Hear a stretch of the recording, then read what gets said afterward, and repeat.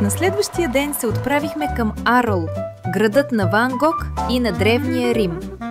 Разходихме се край античния театър и арената, а по уличките все още се усещаше атмосферата, вдъхновила художника да създаде едни от най-красивите си платна.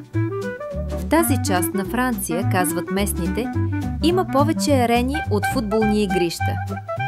Избрахме да сме там в събота, защото е пазарен ден. Главната артерия на града се превръща в пъстро, ароматно и оживено място, където се срещат всички вкусове на Прованс. След обед посетихме катедралата Свети Трофим с мощите на много светци, сред които на Свети Стефан и главата на Свети Антоний Велики.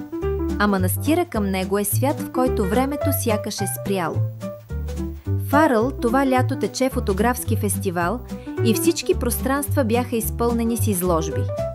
Точно тук Владо Карамазов е срещнал хората, които по-късно ще подкрепят изложбата му в Лондон. И някак това придава на мястото още по-силен смисъл. Денят завърши с вечеря в Ним и разговори за преживяното. Очаквайте скоро ден 3.